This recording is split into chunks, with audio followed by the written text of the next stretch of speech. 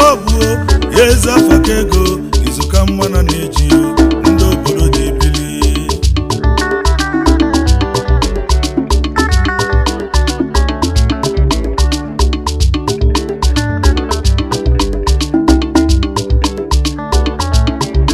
ọkwazi ekeseni n'ama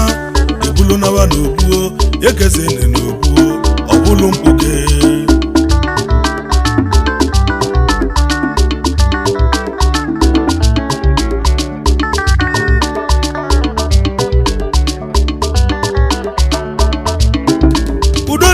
ya bụ nwanne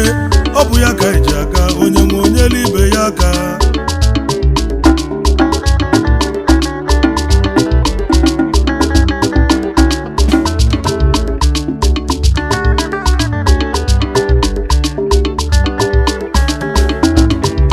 Mkpuke Club dị ụsọ Mkpuke Club bụ enyi isi mmiri ada ata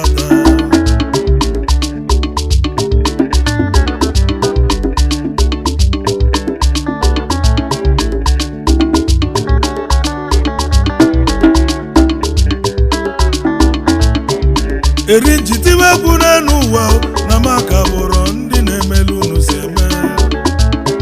scholarship bụ n'ọbara ụba ndị alụlụ nọ na ya ndị azụrụ azụ erike n'elu ụwa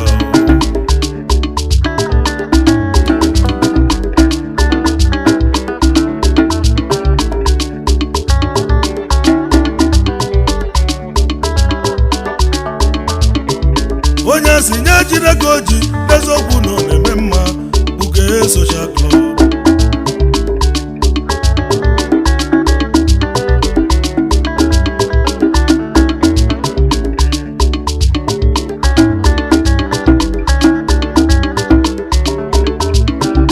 ọ bụrụ mkpata ego bụ isi mmadụ one ka inyere aka mmadụ one ka imelu mma n'elu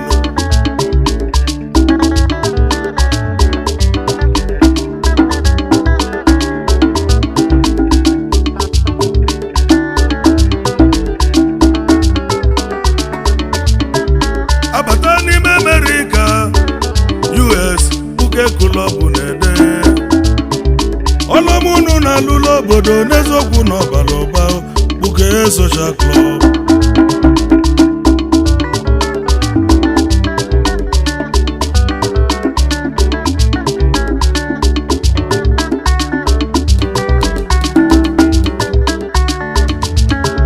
Mkpuke Social Club ana Igbo ka esi bịa iwe niile na enwelo ya ndị gụlụ akwụkwọ nọ ya ndị ịkpala ego nọ ya iwe niile nọ na-eme ọgwazi ezu oke ara elu udene atọtụ ngịga Mkpuke Social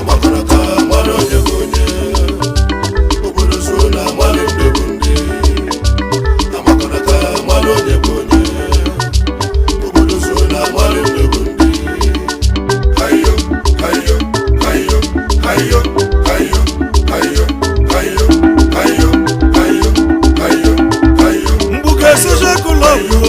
eze afaka ego izuka mmanụ na-eji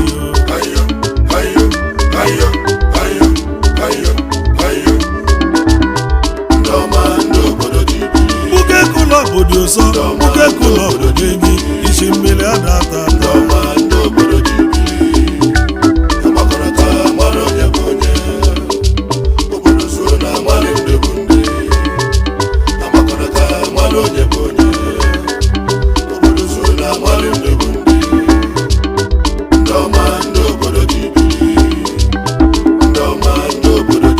eri njitiwe egwu n'elu ụwa na maka bụrụ ndị na-emelu unu si eme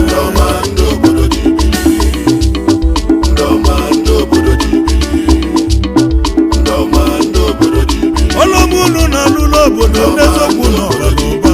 Mkpuke Social Club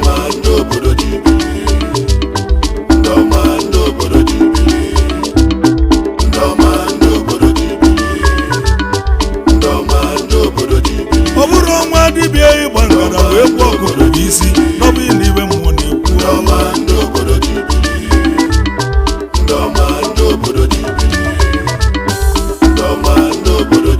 ọgwazi mgbụlụ ịgụlụ une n'ụwa anya ka ị ga-aghalụ ome mma na mma ya na Mkpuke Club enyi oge ego odogwu onye nyere onye anya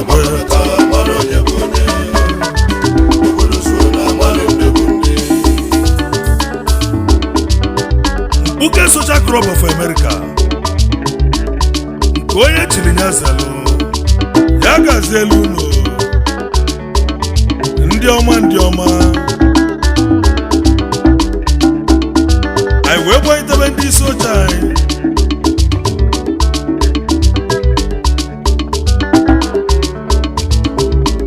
onye isi ka nnabọ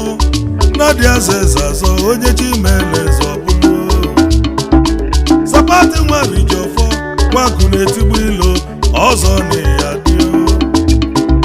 utu dike mụlụ odogwu anị ama dike aka oke nwa n'izu obili obuezuo narị ọzọ akụrụ etigbu ilo S International Honorable Chief Sir Patrick Kago President Mkpuke Social Club of America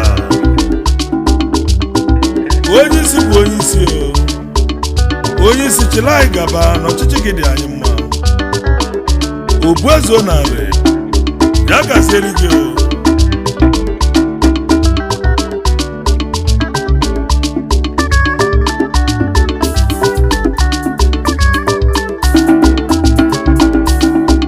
wee na-ekenekwe Honorable Chief Ike Ile Abachie Vice President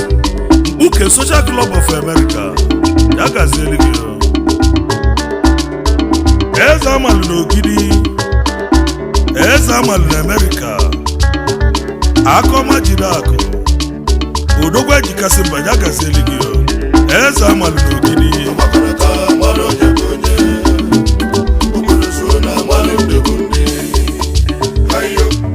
anyị were ekelekwe Ọgasa the Big Time Entertainment Honorable Sani Abuda Secretary General Mkpuke Social Club of America aka gbajili igwe na Mbaise odogwu ya gazieli gị the Master DJ I were ekelekwe Honorable Sir Ike Nwabiwe Obi Gari Damaze Ukiri Dani Nuku Tameji Assistant Secretary Mkpuke Social Club of America Onyomoya gazieli gị Obi Gari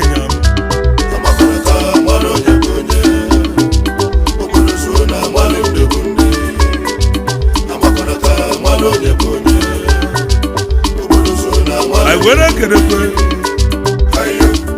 Honorable Nnamdi Akuba Treasurer Akunne na Mbieri Yoyo Mwachi na Melikisi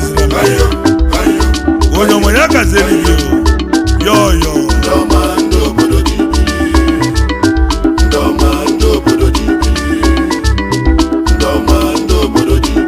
Sa Innocent aso kelele kana awele ndị Igbo na America bịazumanya oke nwa n'isi obili Financial Secretary Honorable Sir Innocent aso kelele awele na nkole sunaka awele ndị Igbo na America udogwu nya gazieli awele omenora udogwu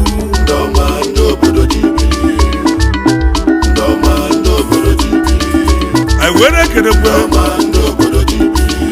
Honorable Support Ogomegburemu Omudiwe Assistant Financial Secretary Mkpuke Social Club of America Ezudo ya gazieli Chukwu Godaka na Amanati Idato Local Government Imo State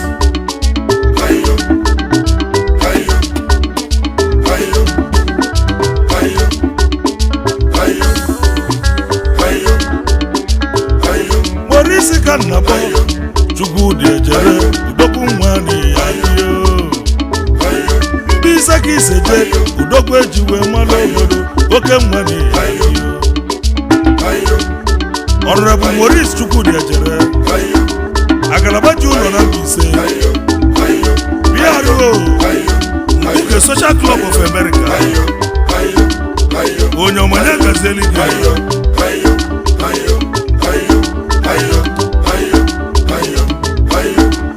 anyị wee na-ekelekwe Honorable Steve Ikechukwu nna bụ enyi ọsọ gidigba m na Batete Provost anyị Mkpuke Social Club of America onye ọmọ ya gazeli gị ọsọ gidigba m na Batete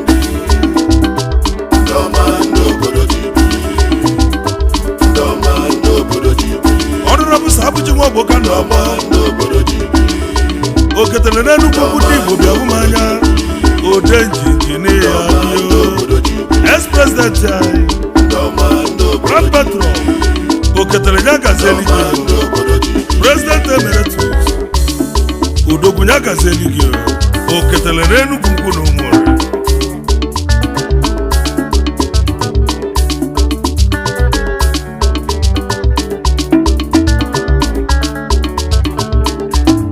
anyị wee na-ekelekwe Honorable Chief Doctor Jim Osta Okeke Sumudu one of Ugbo Chairman Chief Executive JSBC Incorporated Nkeke na-achụ Igbenyi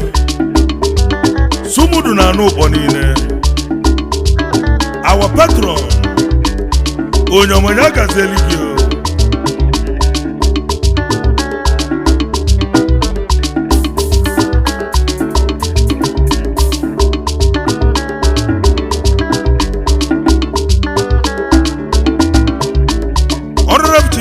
Oji mmadụ ka ndabọ ọkwọta ekeneze n'ihi adịo Ugwumba n'eghị m obe owo bịa bụ m anya ex-president anyị Honorable Chief Israel Oji mmadụ Patron Mkpuke Social Club of America ọkwọta ekeneze n'eghị m obe owo Imo State ya gazieli gị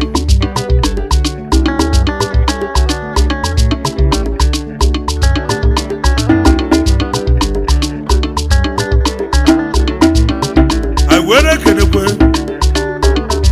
Honorable Reji Ogbonna Akụnọma Inugwu Tamechi the perfect gentleman onye ọmanya gazeli gị memba anyị kedu maka Honorable Amobi Okafọ Ọfịa Ogwu aka egbucha ọnwa nke izizi n'Enugu Ukwu na Ụmụrụ Udogwu ya gazeli gị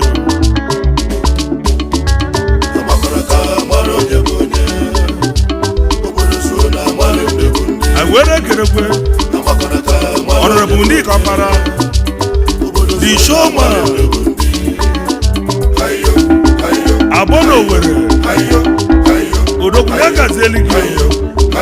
memba anyị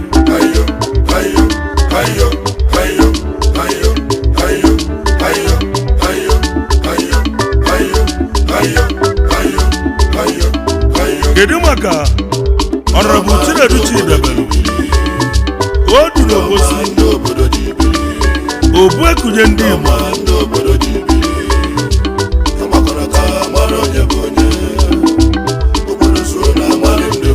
anyị wee na-ekelekwe Honorable Ụzọ Nkenke ọdịna nweri akụ ogene mkpukere Enugu gwuru ụmụ onye ọmanya gazeli gị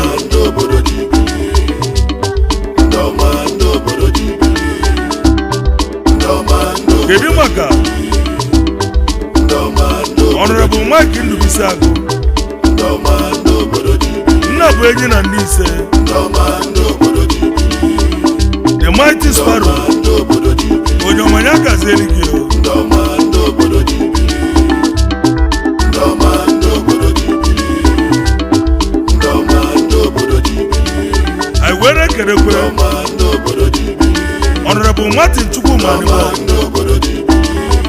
Venerable Ochina Nwata nwa welu ugo n'ụmụdị ọka obu n'ese nneneta onye ọka na-asa enwe ọnụ na-agbakọla anyị Chukwu okike abịa ma Venerable onye agazieli gị nneneta onye ọka na-asa enwe nwanna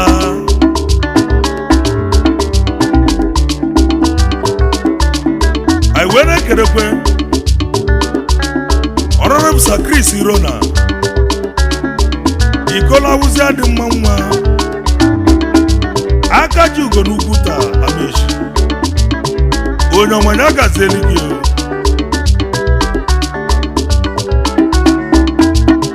kedu maka Honorable Boni Okafọ demezuo na ndị ise demezuo ọkanga na ndị ise n'iyi udogwunye agazieli gị demezuo chief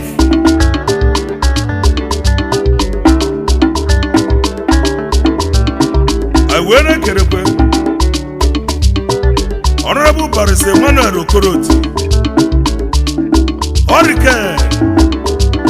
nwoke mmiri na-ebu ogbe na ndị ikeli ọnwụ nwoke mmiri na-ebu ogbe n'Orumba odogwunye agazieli gị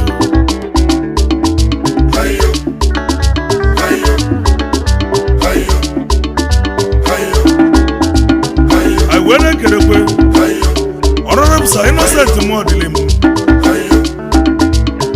onye ọnwa eji eje mba n'Ifitanu ma o mebido n'ukpo mmiri the Gentle Giant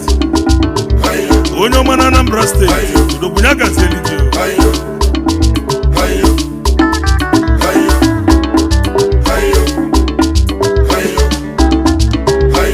Stanley Kannabo Stanley Chikelo nwoke nwa na-eya Honorable Chief Stanley Chikeluba agba ego nkịtị izizi na agụọbụ ọwa Ezeagụ Enugu steeti agba ego nkịtị ọ na-awa ahịa Chief Executive Officer Best Trucking and Hauling Incorporated USA odogwunye agazieli gị agba ego nkịtị anyị were ekerekwe Honorable Chizoba Ndibe ọnwa ije galụ nwata n'Enugu ugwu na Ụmụọrị ọnwa na-eti jajaja oke nwanyị agazieli gị ọnwa ije galụ nwata ọnwa na-eti jajaja anyị wee na-ekerekwe Honorable Anthony Okeke otigbu ịnyịnya n'Enugu Agidi onye ọmanya agazieli gị otigbu ịnyịnya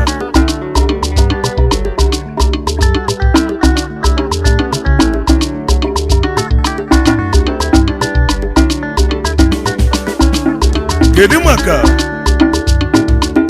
Honorable Felix Adisu akụ nwata nwafọ Ezebo Chairman TriangleRealEstate.com LLC egwu adị atụ afọ buluzo odogwunye agazieli gị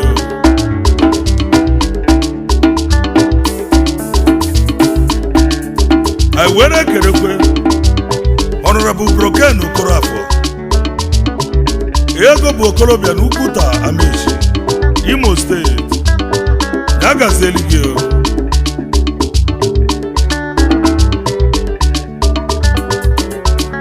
kedu maka Honorable Innocent Ọsọndụ Mkpuke Chief Engineer oje weta na Arọchukwu n'Ikomaro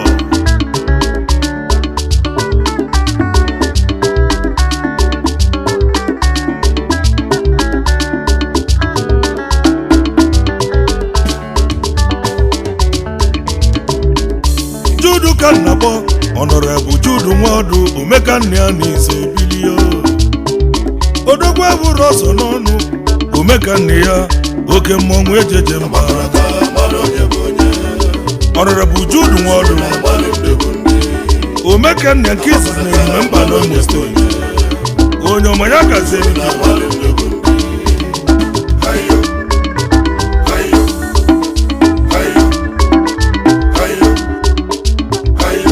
Honorable Dr. Charles Ibezako ka nna akpọzi ọbata oge nke isi n'Ogbunike bịa bụ manya okwewi na ya dio mmọnwụ fọlafụ odogwu Honorable Dr. Charles Ibezako ọbata oge nke isi n'Ogbunike onye ọmanye agazieli gị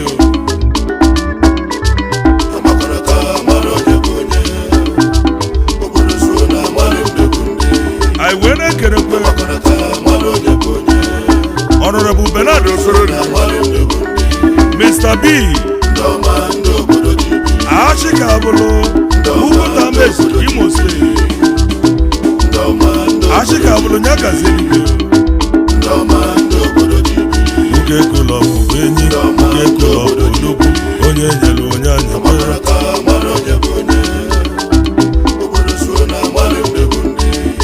I went and get a Honorable Sir Anthony Chizobikeja. What is he? Nzezo mo former Ronaldo. Umuhim.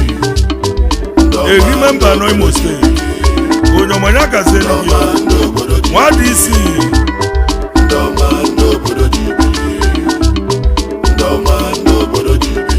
Kedumaka. Honorable Felix Mase. Aba wodi ki isusu Aba yubo na abo Uguta mesi ki seje Imo State Onyo manyaka zeligi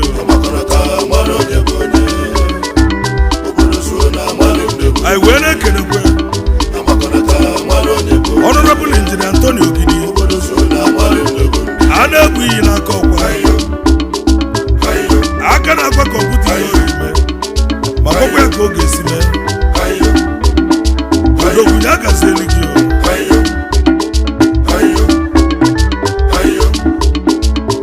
Honorable Dr. Benjamin Udoka Nnakpọ ọdụ ugo na abụ n'ogiri bịafụ n'anya eze yi Honorable Dr. Benjamin Udo ọdụ ugo na abụ n'ogiri ya agazieli gị Ichie yi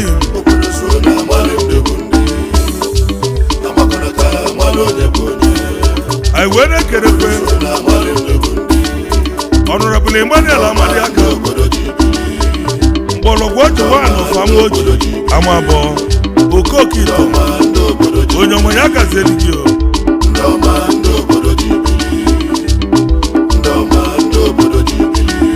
Kedimaka Honorable Chief Morris Acho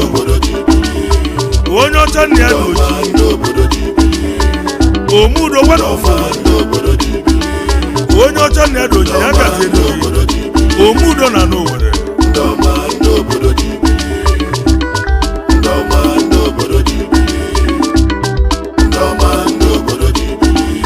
I went and get a Honorable Michaels Omero one of Imo State Odogwa Jumalobo Omelo Ranyaka Zeligi Odogwu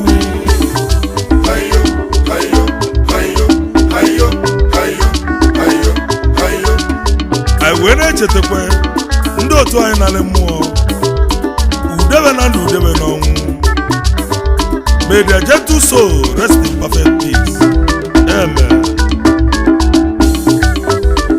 Honorable Boniface Mada Brochukwu Ichie ide na nnọkwa udegi na ndụ udegi n'ọnwụ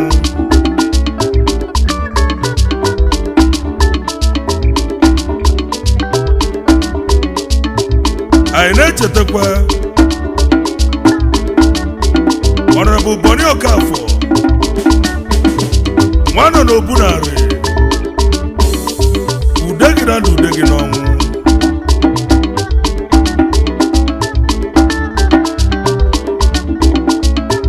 anyị wee na-elotekwe Honorable Samofo Chinenye Ugo oji nwanyị aga one of mba ukwu udegi na ndụ udegi n'ọnwụ ya dịbakwa